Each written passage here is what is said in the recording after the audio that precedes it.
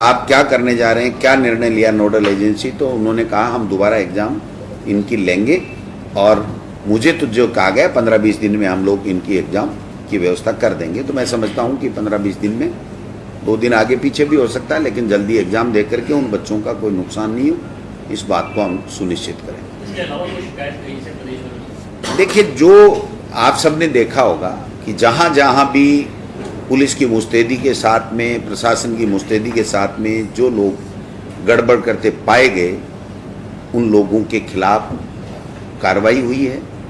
और ये कार्रवाई जब इतने लोगों के खिलाफ हुई है, तो अगर इनकी चेन सर्किल आगे जाएगी तो जितने आगे तक जाएगी उतने आगे तक हमारी सरकार, जो भी एजेंसीज हैं जांच करने वाली, वो ले जाएंगे। और एक व्यक्ति के बारे में भी अगर हमें कोई इस तरह का कोई संज्ञान होता है कि उसने गड़बड़ की है, तो उसको पूरी तरीके से तहकीकात करके, पूरी तरीके से जांच कर करके और पारदर्शिता के साथ में इसका रिजल्ट जारी कराया जाए। अब वो तो देखो नोडल एजेंसी का काम है। जो परीक्षा होने के बाद ही पूरी परीक्षा का रिजल्ट एक साथ जारी किया जाएगा, अलग-अलग जारी किया जाएगा? वो इससे कोई लंबा चौड़ा फर्क पड़ने वाला नहीं है। वो नोडल एजेंसी जो चाहे जैसे करे, उसमें सरकार का कोई रोल नहीं रहता है, क्योंकि उनका भी रिजल्ट आना है। ये तो एलिजिबिलिटी टेस्ट है, तो एलिजिबिलिटी टेस्ट में जो नंबर जिसके आएंगे वो आएंगे। मेरिट एक बार ये मैं कह सकता हूं कि टोटल रिजल्ट आने करता है, उससे ज़्यादा टैलेंट होता है, ज़्यादा सीनियर होता है, तो निश्चित रूप से उस पेपर को हल करने में उसके लिए सुविधा रहती है। चूंकि अब भारत सरकार का कानून था, मैंडेटरी था, तो हमने किया, और अब हाई कोर्ट इसकी इंटरप्रिटेशन किस प्रकार से करता है व्याख्या, उसके ऊपर हम लोग आगे से चलेंगे। और अभी जो रिजल्ट जो आएगा, मैं समझता हूं कि नीट का, वो भी इस रिजल्ट के ऊपर ही आधारित होगा। जो हाई कोर्ट कहेगा उसी हिसाब से आगे चलेगा। दूसरा मैं कहना चाहता हूं कि कल तमाम लोगों को, प्रदेश के लोगों को, प्रशासनिक अधिकारियों को, शिक्षकों को, हमारे विभाग के तमाम अधिकारी, कर्मचारी, शिक्षक, उनको, पुलिस को, माननीय मुख्यमंत्री जी को विशेष रूप से, सामाजिक संगठनों को, पत्रकारों को, मीडिया के लोगों को, सबको धन्यवाद देना चाहता हूं कि इस एग्जाम, जो सबसे बड़ी देश की एग्जाम थी, उसको पूरी पारदर्शिता के साथ में संपन्न कराने के लिए सबका सहयोग हमको बहुत शानदार तरीके से मिला। और हमारा एक लोक कल्याणकारी सरकार का जो मैसेज था, वो पूरे देश में, अन्य स्टेट्स में भी गया। और जब दूसरे स्टेट्स के जो बच्चे आए, उन्होंने भी कहा कि हमने आज तक ऐसा व्यवस्थाएं नहीं देखी कि हमको बाकायदा तिलक लगा करके गांव के लोग, एनजीओ, भामाशाह वो भेज रहे हैं, पुलिस वाले सेंटर पे छोड़ के आ रहे हैं, और पूरे खाने और रहने का इंतजाम किया जा रहा है। तो माननीय मुख्यमंत्री जी ने जब बजट घोषणा की थी कि हम राजस्थान रोडवेज की बसों में फ्री करेंगे, तो जब ये संज्ञान में आया कि ये बच्चे राजस्थान रोडवेज की बसों में नहीं जा पाएंगे, तो मुख्यमंत्री जी ने एक बैठक बुला करके ये घोषणा की कि हम लोग सबको फ्री करेंगे, प्राइवेट बसों का अधिग्रहण करेंगे और उसका पैसा सरकार देगी। तो इससे बढ़िया कोई निर्णय मैं समझता हूं हो नहीं सकता।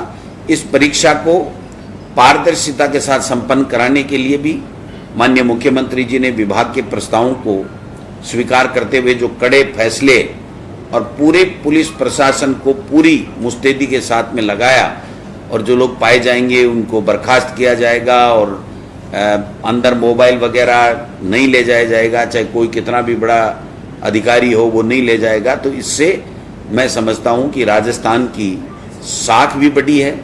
जिन बच्चों ने मेहनत की है उनको परिणाम भी मेहनत के मुताबिक मिलेंगे। एक सेंटर जो हमारा अलवर जिले का था, उसमें कुछ देरी से, ट्रैफिक जाम होने की वजह से पेपर थोड़ा देरी से मिला, और फिर वहाँ के लड़कों ने वहाँ पर परीक्षा देने से इनकार कर दिया।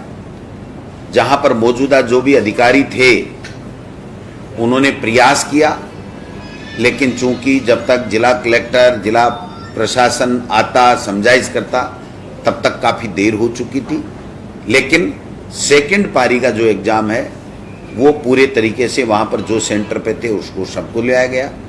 आप सबने मीडिया में चलाया है, आप सबको पता है कि किस प्रकार से कैसे कैसे प्रयास किए गए लोगों के द्वारा, चप्पलों में सिम डाल दी गई, कई सरकार के हमारे विभाग के शिक्षकों का भी नाम आ रहा है, पुलिस के कर्मचारियों का भी नाम आ रहा है। तो मैं समझता हूँ इस बात को जो घोषणा माननीय मुख्यमंत्री जी ने की है उसी के संदर्भ में देखा जाएगा, इसमें किसी को शंका करने की आवश्यकता नहीं है। लेकिन मैं इतना कहना चाहता हूँ कि जो रीट का एग्ज़ाम 25-26 लाख बच्चों का जो राजस्थान में हुआ, जिसका गिनीज बुक में नाम लिखा जाएगा, अगर गिनीज बुक वाले हमारी बात मानेंगे तो, और जिस तरीके से शानदार तरीके से दिया गया, आप सोशल मीडिया में उनके कमेंट्स देखिए, जो बच्चे बाहर से, एमपी से, यूपी से, बिहार से आए, वो ये कह रहे हैं हमने ऐसा उत्सव कभी नहीं देखा। यानी अपनी एग्जाम को वो उत्सव के रूप में लोगों ने परिवर्तित किया। इसके लिए मैं विशेष रूप से तमाम जो भामाशाह और जो लोग इस व्यवस्थाओं में जुटे थे, सरकार के कार्मिकों की तो ड्यूटी थी, लेकिन वो जो लोग जुटे और जिस प्रकार से खाना और व्यवस्थाएं दी, मैं समझता हूँ हम उनको सैल्यूट करते हैं कि ऐसे लोगों ने एक अच्छा उदाहरण पेश किया जिससे हमारे राजस्थान प्रदेश का उन्होंने गौरव बढ़ाया है। मैं समझता हूँ कि ये सारी की सारी चीज़ें आपको बतानी इसलिए ज़रूरी थी कि कल सब लोग जिज्ञासा कर रहे थे किस प्रकार से होगा।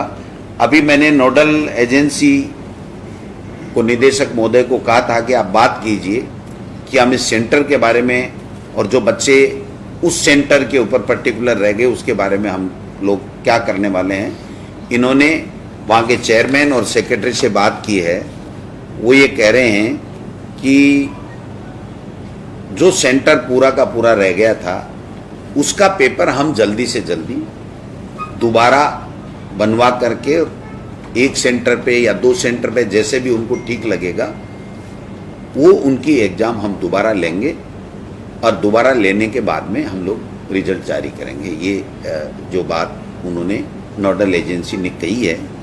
फिर भी अगर कोई दिगर बात आएगी तो विभागीय स्तर के ऊपर उसकी जांच कमेटी भी बैठा दी जाएगी। अगर कोई किसी तरह की कोई बात आती है ऐसी जिसके लिए जांच किया जाना जरूरी है तो उसकी जांच कमेटी भी हम लोग बढ़ा देंगे। जो पेपर पहुंचना चाहिए था 8:30 बजे, वो 10:20 के ऊपर पहुंचे। तो ट्रैफिक जाम होने की वजह से जो एक तरीके से प्रशासनिक चूक रही है, हालांकि उनको एक कह दिया गया है कि आपको इतना समय हम ज़्यादा दे देंगे, लेकिन हर तरह के लोग रहते हैं, उसके ऊपर वो राजी नहीं हुए और वो एग्ज़ाम नहीं हो पाई। तो ये एक त्रुटि मैं समझता हूँ कि प्रशासनिक व्यवस्था के ऊपर भी रही, लेकिन वो मजबूरी में हुई क्योंकि अब ट्रैफिक जाम होना किसी के बस में नहीं है, नेशनल हाईवे था। तो मैं समझता हूँ ये सारी चीज़ें हुई है, इसके लिए हम लोग उन बच्चों का नुकसान नहीं हो इसलिए हम ये एग्ज़ाम दोबारा लेंगे। अभ्यर्थी कितने थे? शायद 600 के लगभग थे। मैं क्योंकि नोडल एजेंसी अलग है तो हम इसमें ज़्यादा नहीं पढ़ते सरकार वाले, हम कहते हैं जो था। अभी मैंने पूछा कि आप क्या करने जा रहे हैं, क्या निर्णय लिया नोडल एजेंसी, तो उन्होंने कहा हम दोबारा एग्ज़ाम इनकी लेंगे और मुझे तो जो कहा गया 15-20 दिन में हम लोग इनकी एग्ज़ाम की व्यवस्था कर देंगे। तो मैं समझता हूँ कि 15-20 दिन में, 2 दिन आगे पीछे भी हो सकता है, लेकिन जल्दी एग्ज़ाम दे करके उन बच्चों का कोई नुकसान नहीं हो, इस बात को हम सुनिश्चित करें। इसके अलावा कोई शिकायत कहीं से प्रदेश में? देखिए, जो आप सबने देखा होगा कि जहाँ जहाँ भी पुलिस की मुस्तैदी के साथ में, प्रशासन की मुस्तैदी के साथ में जो लोग गड़बड़ करते पाए गए, उन लोगों के खिलाफ कार्रवाई हुई है। और ये कार्रवाई जब इतने लोगों के खिलाफ हुई है तो अगर इनकी चेन सर्किल आगे जाएगी तो जितने आगे तक जाएगी उतने आगे तक हमारी सरकार, जो भी एजेंसीज हैं जांच करने वाली, वो ले जाएंगे। और एक व्यक्ति के बारे में भी अगर हमें कोई इस तरह का कोई संज्ञान होता है कि उसने गड़बड़ की है तो उसको पूरी तरीके से तहकीकात करके, पूरी तरीके से जांच कर करके और पारदर्शिता के साथ में इसका रिजल्ट जारी कराया जाए। अब वो तो देखो नोडल एजेंसी का काम है।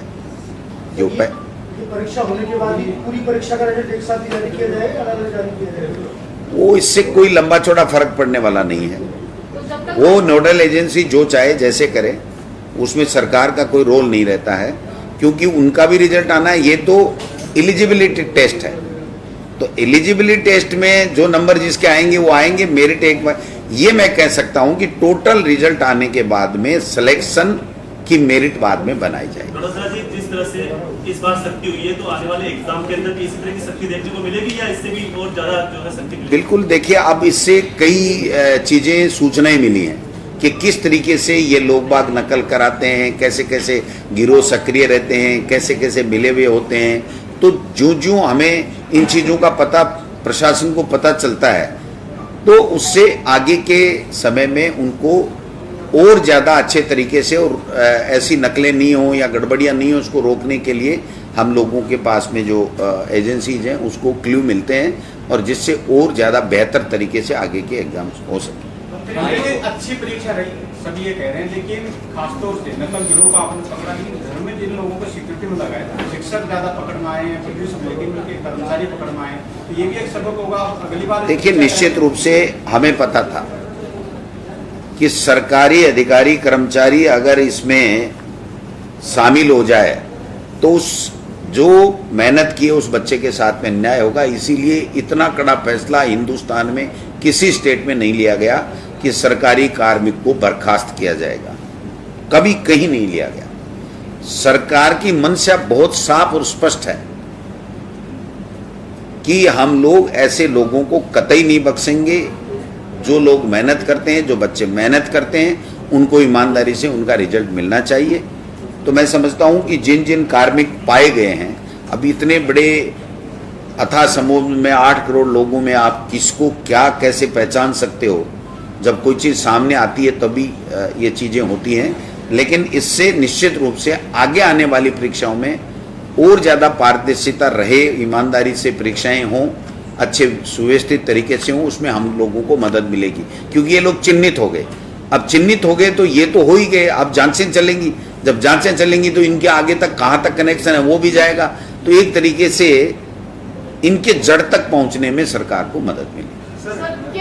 एक सवाल है कि कल बहुत सारे सेंटर पे ये देखने को मिला कि सेकंड लैंग्वेज किसी ने पंजाबी भर रखी थी, किसी ने सिंधी भर रखी थी, वहाँ पेपर पहुँचा ही नहीं। और आनंद कानून में दूसरे सेंटर से जब पेपर मंगाया गया तो कोड अलग हो गए, समय काफ़ी बर्बाद हो गया। तो क्या ऐसे विद्यार्थियों को राहत मिली?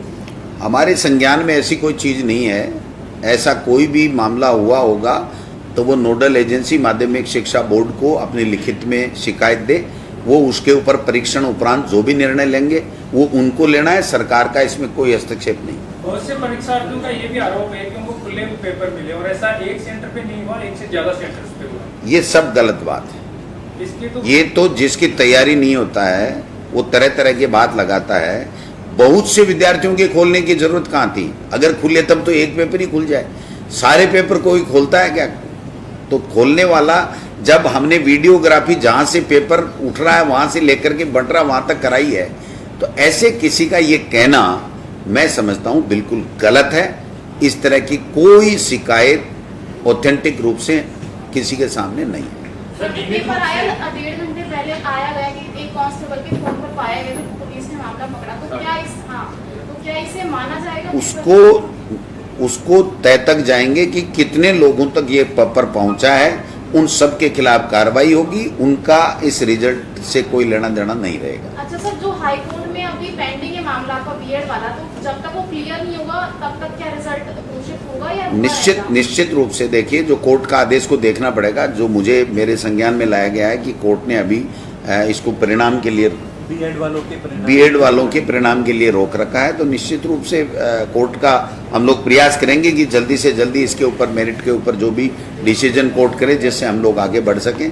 तो इसके लिए हम एजी साहब से आज मैं स्वयं भी बात करूंगा और विभागीय अधिकारियों को लगाएंगे कि हम जल्दी से जल्दी कोर्ट से इसमें जो भी निर्णय आए वो लें। सर, आपको लगता है कि जिस तरह से ये व्यवस्था हुई है, हर एक जिले में दूसरे जिले में जा रहे हैं, क्या हर एक जिले में अलग से इंडिविजुअल हो ताकि ये जो तैयारियां आप लोग बार-बार आपको नहीं करनी पड़े कि इंडिविजुअल हर एक जिले के एग्जाम? अब देखिए, ये तो जो नोडल एजेंसी होती है उसको तय करना होता है लेकिन समय समय के ऊपर जब एग्जाम्स होती हैं, उससे जब जो अनुभव मिलते हैं, उस अनुभव के आधार पर आगे की जो परीक्षाएं होती हैं उसमें जो भी निर्णय लेने होते हैं तो वो लेते हैं। तो मैं समझता हूं कि इसके ऊपर मेरा ये कहना कि ऐसा होना चाहिए, ऐसा होना चाहिए, ये कतई ठीक नहीं। सर आज से प्राथमिक स्कूलें भी खुल गई हैं, प्राथमिक कक्षा 18 महीने बाद में खुली। बच्चों का, अभिभावकों का, आप सबका, क्योंकि आपके बच्चे भी तो पढ़ ही रहे हैं ना। तो निश्चित रूप से इस कोरोना के कारण से जो 1.5 साल का दंश जो हमने झेला है वो कभी भूलने वाला नहीं है, लेकिन फिर भी